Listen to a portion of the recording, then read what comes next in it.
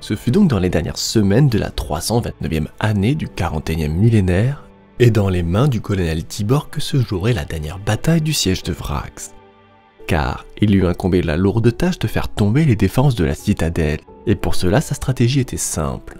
À la tête du 261e régiment, il attaquerait simultanément dans 3 directions. Au nord avec la première compagnie sur la porte cardinale, à l'ouest avec la 7e compagnie sur la porte basse, et ses batteries de laser défendant la porte de Saint-Léonis, et au sud-est avec la 15e compagnie sur la grande porte, principal objectif de cette offensive.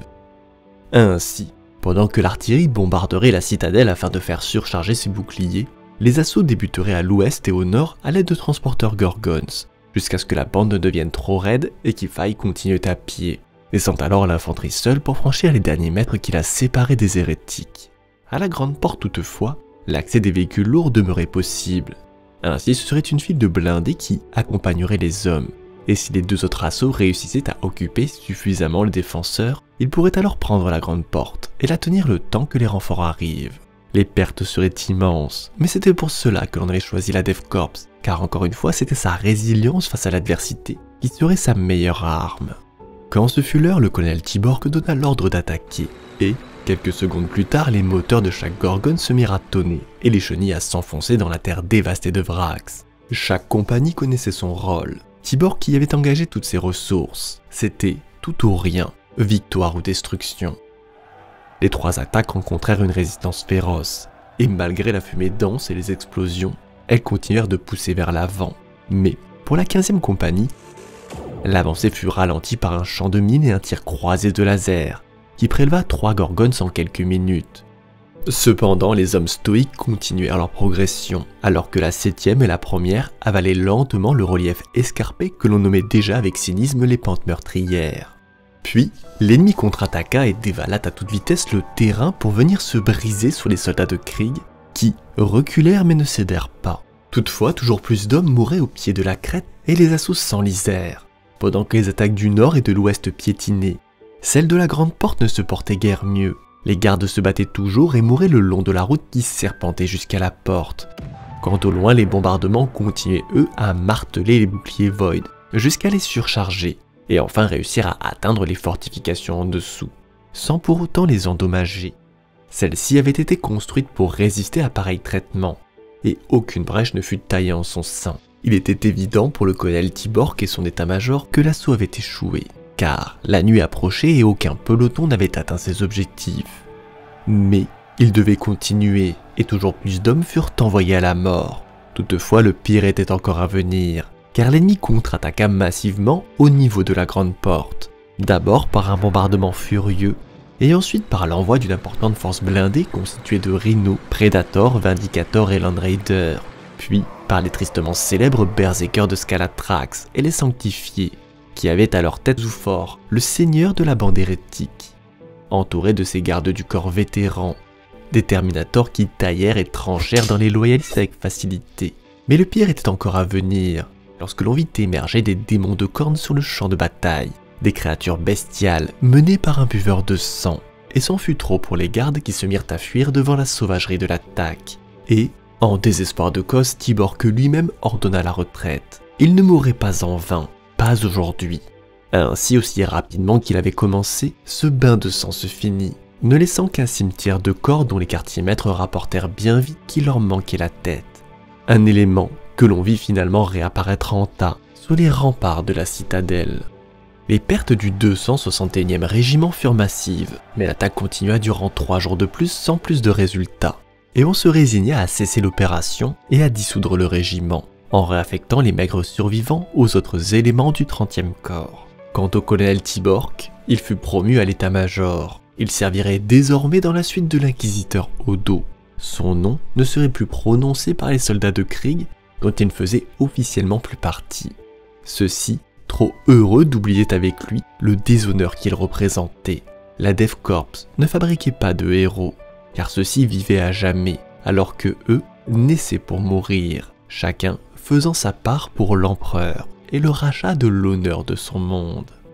L'échec de l'approche directe entraîna toutefois un changement de tactique du quartier général, et on se prépara déjà à réaliser un autre assaut depuis un autre point, situé au nord-est du dispositif, le ravin de la citadelle, qui se terminait par une immense porte de 12 étages et épaisse de 4 mètres et demi, qui donnait directement dans l'arsenal et menait également à un réseau de tunnels qui sillonnait la forteresse.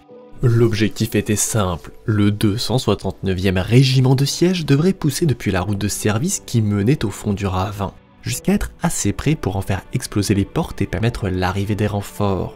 Et dans l'optique de créer une diversion, on avait prévu de réaliser 2 autres opérations.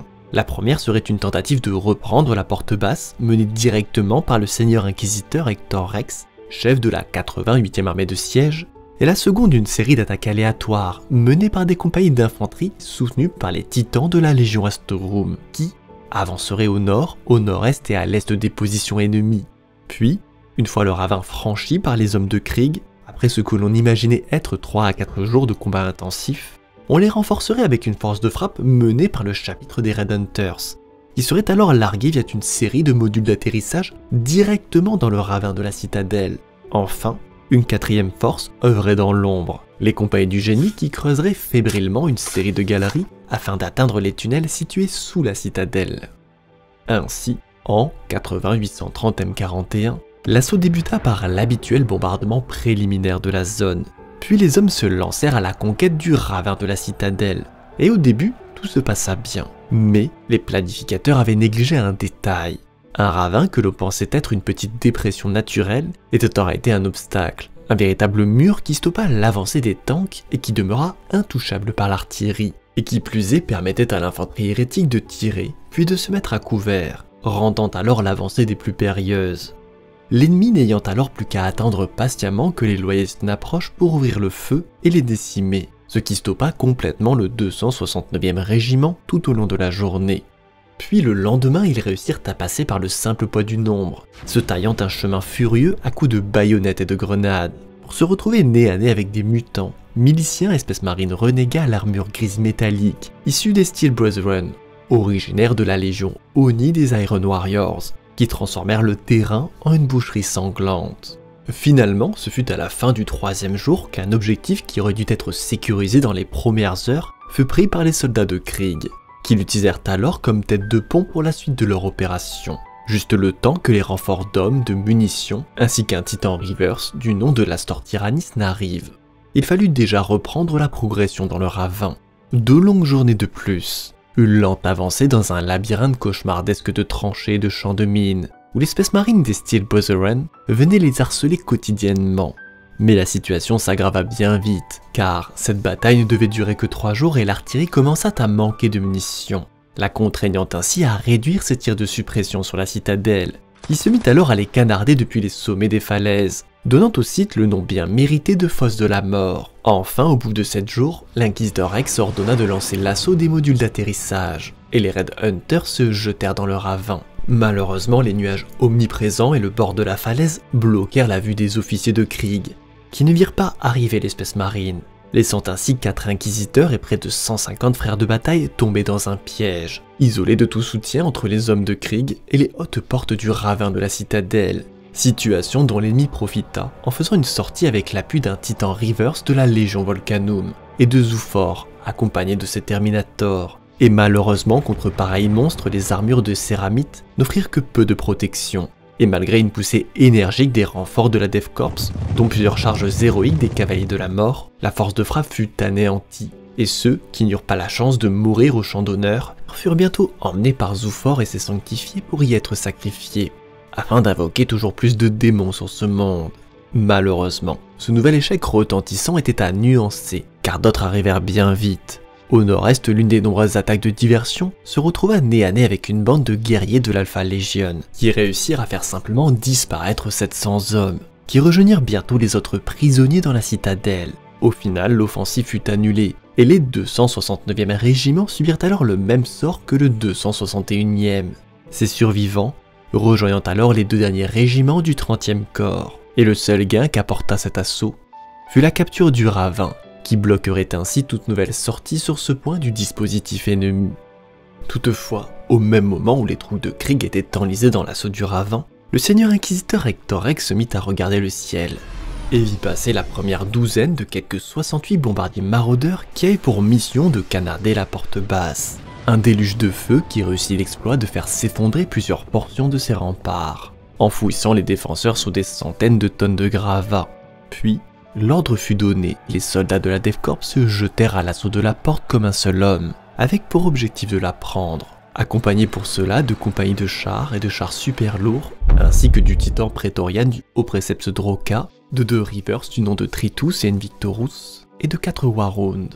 Lentement, en raison du terrain ravagé par les aéronefs loyalistes, ils prirent pied dans la porte basse sans rencontrer de résistance. Puis, l'assaut débuta. Les hommes avec derrière eux les tanks et les titans se mirent ainsi à canarder les défenseurs encore en place, purgeant les sections les unes après les autres. Le Rivers, Invictorus, dut même se retirer pour être réarmé, tandis que le Praetorian soutenait la poussée principale avec à sa droite le Tritus qui menait l'attaque contre le bastion sud. Vint ensuite le premier accrochage majeur, lorsque le bunker que l'on pensait fortement endommagé par les raids aériens s'avéra être intact et qu'il se mit à tirer à l'aide de son massif canon laser, endommageant gravement le réacteur à plasma du Tritus, qui, tituba sous l'impact, s'immobilisa et finit par exploser, se transformant alors en une boule de lumière irisée de gaz surchauffé qui brûla tout ce qui se trouva à 100 mètres autour de lui. Toutefois l'assaut continua, et avec maintenant l'Inquisiteur Rex à la tête de la force, ils progressèrent à pied dans les ruines de la porte basse, contraignant ainsi l'ennemi à faire une sortie depuis la porte de Saint-Léonis. Tanks, véhicules blindés, Dreadnoughts et autres créatures mécaniques de cauchemar se mirent à descendre au pas de course la route du pèlerin, renforcés par les Black Brothers d'Aeras, d'espèces marines du chaos issues de la Black Legion. S'ensuivit un corps à corps violent qui s'étala toute la journée et toute la nuit, une lutte âpre qui vit la porte changer 5 fois de main jusqu'à finalement tomber entre les griffes des traîtres.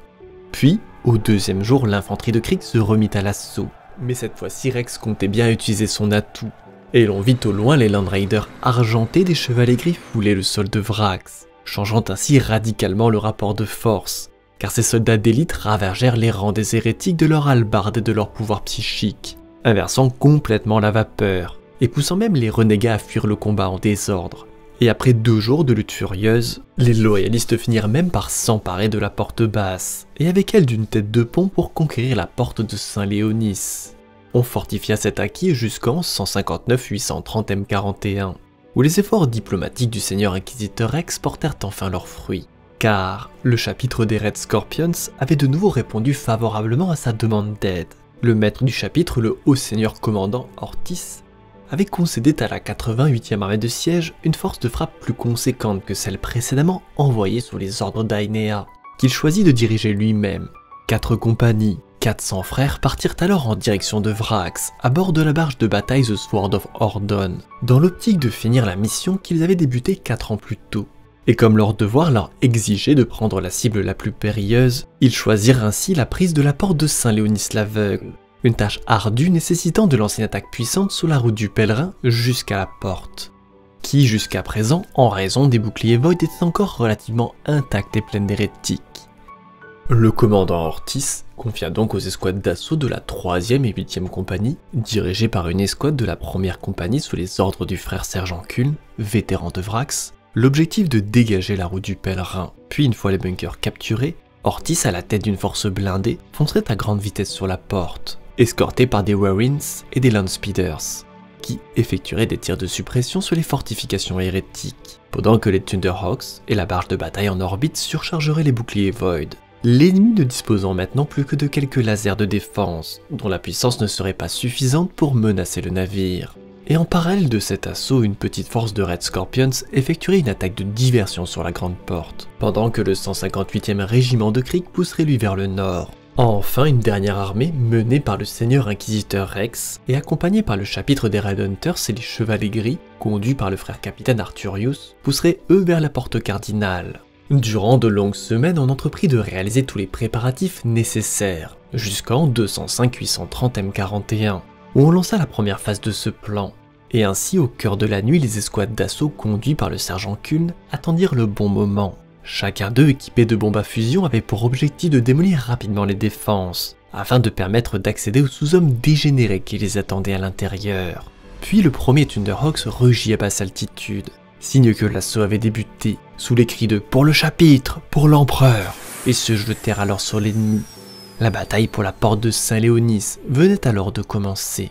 Une boucherie sanglante s'ensuivit et les Space Marines terrassèrent rapidement les renégats, prenant pied dans le bunker, ce qui laissa alors le champ libre pour franchir au pas de course la route du pèlerin à la force du commandant Ortiz, escorté d'escadrons de Landspeeder et de Wawins.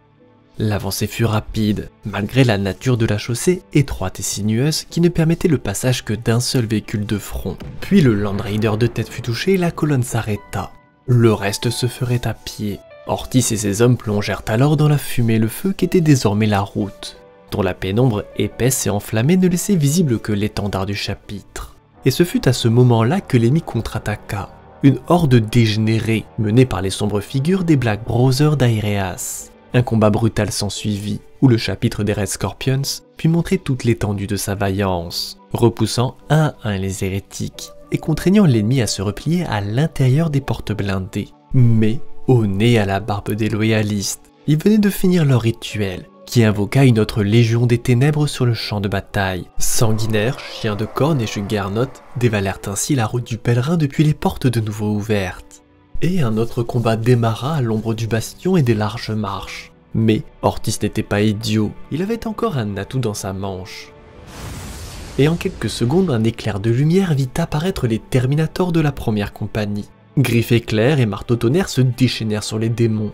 Malheureusement, de nombreux Red Scorpions tombèrent, leur armure énergétique ne les protégeant guère contre la puissance du Warp. Et même le haut seigneur Ortiz fut blessé durant l'assaut.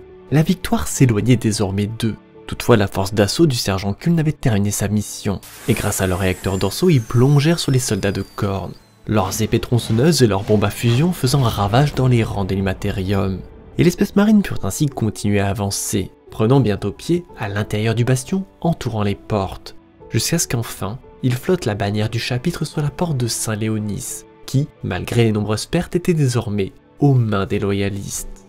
Et en parallèle que l'attaque sur la grande porte se poursuivait, vidant la citadelle des traîtres et les obligeant à maintenir une importante quantité de machines démons et de forces hérétiques en ce point du dispositif, ils laissèrent le temps au seigneur inquisiteur Rex de rassembler sa propre troupe d'assaut, constituée des chevaliers gris du frère capitaine Arturius, de 8 inquisiteurs de l'Ordo Malleus, des frères de bataille du chapitre des Red Hunters, des compagnies de soldats de l'Inquisition, et des escadrons de grenadiers issus du 150e et 158e régiment. Une force formidable menée par Rex qui, tel un colosse, dépassait d'une tête les hommes du rang dans son ancienne armure d'artificier, finement ornée, tenant d'une main une épée énergétique du nom de Arias, d'un blanc argenté étincelant, dont la légende disait qu'elle avait été bénie de la main de l'empereur, et de l'autre un bouclier tempête, sculpté afin de représenter le I stylisé de l'Inquisition. Puis, la vraie bataille débuta, lorsqu'ils arrivèrent en face de la porte cardinale. L'air se zébra d'éclairs comme si le champ de bataille subissait désormais la colère d'obscures divinités. Et les portes s'ouvrirent. Une marée de rouge et d'airain scandant les mots « Du sang pour le dieu du sang, des crânes pour le trône de crânes » se jetèrent sur eux. Mais, incapable de lutter contre la fureur de l'empereur, il sembla pendant un instant que la victoire serait leur.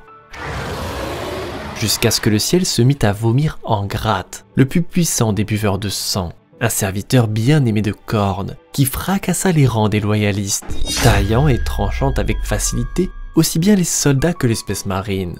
Et voyant cet avatar de la destruction à l'œuvre, le frère capitaine Arturius se mit à le charger avec ses compagnons chevaliers gris sur ses talons. Hallebarde baissée, ils réussirent à blesser le démon, qui en réponse se déchaîna davantage sur les Space Marines. Puis le frère capitaine, dans un effort psychique titanesque, hurla le simple mot « Meurs !» tout en combattant la bête, pendant que leurs armes s'entrechoquèrent sans que nul ne cédât. Balayant les coups de hallebarde de ses frères, Angrath cria sa rage et les repoussa de nouveau. Mais, avec Arturius à leur tête, ils se remirent à l'assaut du monstre, qui cette fois-ci triompha des guerriers en armure, dont le dernier d'entre eux fut soulevé en l'air et jeté avec force au sol.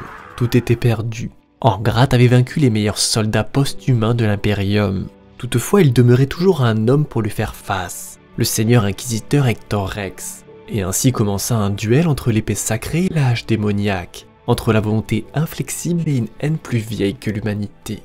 Le buveur de sang était l'incarnation de la force et de la fureur. Et quelle force, avec des coups capables de briser la pierre et creuser le sol. Des frappes que Rex esquiva à maintes reprises, jusqu'à ce que son bouclier tempête ne soit plus qu'un débris inutile. Mais il continua à lutter, et au cours d'un dernier effort, enfonça Arya profondément dans la poitrine du démon, jusqu'à plonger en son cœur, rejetant ainsi la créature démoniaque d'où elle venait. Et avec sa disparition vint alors celle du courage des hérétiques, qui maintenant cédèrent le terrain en masse aux loyalistes, laissant alors s'emparer facilement de la porte cardinale, qui fidèle la deuxième des 3 portes de la citadelle aux mains des loyalistes. Patiemment, le dernier acte de cette tragédie allait bientôt se jouer. Fin du 9e épisode de cette série traitant du siège de Vrax, et dernier chapitre avant le dénouement final de ce conflit, qui je l'espère vous aura autant passionné à regarder que moi à réaliser. Et si cette vidéo vous a plu, et que vous souhaitez participer au développement de la chaîne, n'hésitez pas à commenter, à partager et à vous abonner. La suite, très bientôt.